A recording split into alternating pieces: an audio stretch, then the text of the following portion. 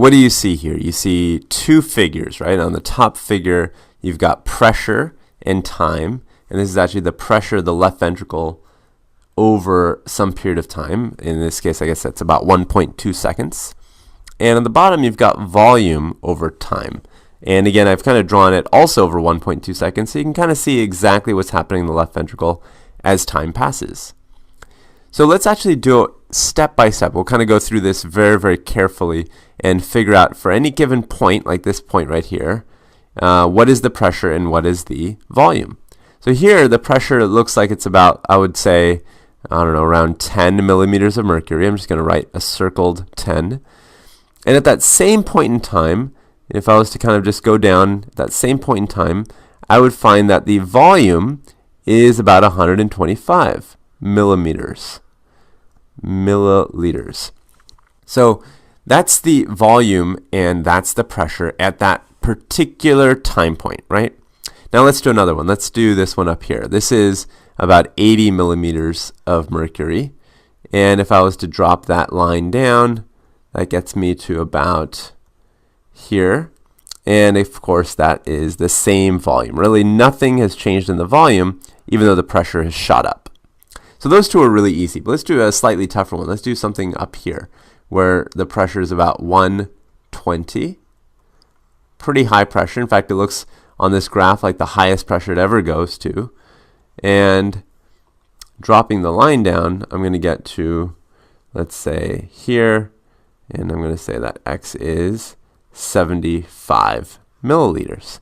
So at the peak pressure of 120, the volume is 75 milliliters. I'm just going to keep going. This is, let's say, about 100, pressure of 100, and you'll see how we can actually kind of use this information to make another graph. So we're just going to kind of collect information from these two graphs using volume and pressure, and we're going to make another graph of our own. This, I'm going to say it's about 20, and 20 drops down to here. And this looks like it's about 50 milliliters, right? And you can kind of start getting the idea here. This is actually probably the lowest pressure. Here the pressure is about 5. And dropping it down, it looks like it gets to about here. That looks, I'm just going to say 75 again, just kind of a round off. And then here you have kind of a slightly elevated pressure, right? This is about 12, I'm going to say. And then this last little bit right here is 10. Back where we started. And if you drop those down, let's see, right here, the pressure right here, right before it kind of maxes out on the volume, let's say it's about 123, slightly less than completely full. And then that final X is going to be back at 125, right? So this is kind of how the volume changes over time and how the pressure changes over time. And actually, I'm going to take now our two graphs and I'm going to try to merge them together. I'm going to make one, I guess you kind of think of it as a super graph. So this one is going to have volume down here using the same units as before. We usually measure volume in milliliters, and we'll do 50 over here, and I'm going to estimate that's about 125 over there. And on this side, we're going to do pressure, right? So pressure we measure usually in millimeters of mercury, although of course you could use pounds per square inch or something else. But we're going to do millimeters of mercury because that's what we usually do. And I'm going to say this is, I'm just kind of estimating, I'm going to say that's about 120. So these are the two new axes we're going to use. And we've got to pick some point to begin at. And I'm going to kind of assume that the first point I start at, this one over here, is a good place to begin again. So we can start there. And the pressure there was about 10.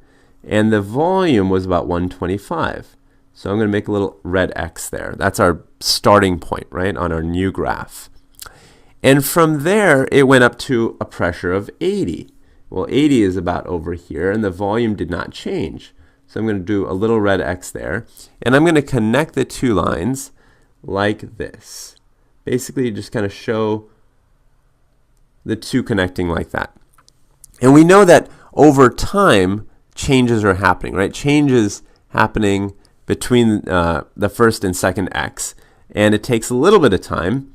And how much time exactly, I'm going to write out. Remember, it was about 0.05 seconds. That's about how much time it took to go from the first spot to the second spot. And let's just keep track of that. So if you go forward in time, you should go up on our graph, at least in the beginning. So what happens after that? Well, then you get to a point where the pressure is really high, 120, and the volume is about 75. So I'm going to draw a little red X there, somewhere there, right? And that's when the blood is actually leaving the left ventricle and entering the aorta. So this is going to be the next spot, right? And then the pressure falls again. It goes down to about 100, and the volume is still about 50. So volume has gone down, pressure has gone down too. So it goes back down like that. So this yellow chunk, I've divided into two just kind of to make sure I include the very, very high pressure of 120. But that entire yellow chunk takes time, of course. And how much time does it take? Let me mark it. So this whole bit takes some time. And we said that whole bit combined takes about 0.25 seconds. So about a quarter of a second to do that bit. So it's interesting, right? Because the first bit happened really, really fast, 0.05 seconds. And the second bit takes 5 times as long. But on our graph, it's not like you see a line that's 5 times longer, right? Because again, this is pressure and volume. And these graphs do not actually show you the time, which is why I have to separately show it to you, just to convince you that some segments do in fact take longer than others. Now the next part, the volume stays the same, but the pressure falls. And it goes from, we said it goes down to a pressure of about 20. So let's say 20 is about there on my graph, right? So it's going to fall, and I'm going to try to keep the colors consistent. So we've got green now. This is when the left ventricle is relaxing. So the pressure falls at that point, right? And how long does that take? Well, if you remember, this bit right here takes about 0.15 seconds. 0.15 seconds. So again, compare that to the contraction, the first part, which took only a third of the time, but the two lines in many ways look very similar, right? One's going up, one's going down. But the time is different.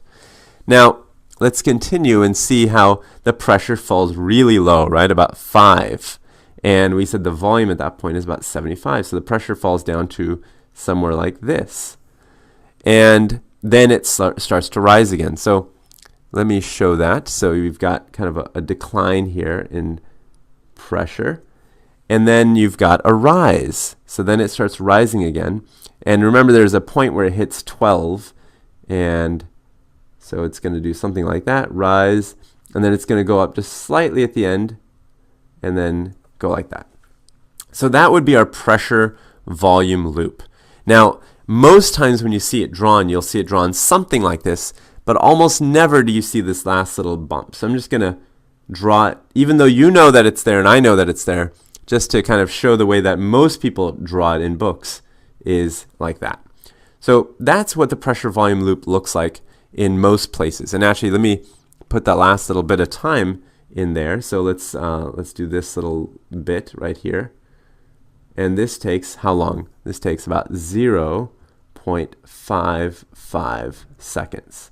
So the majority of the time is spent on that last bottom part of the loop. And so in sum, this is our pressure volume loop.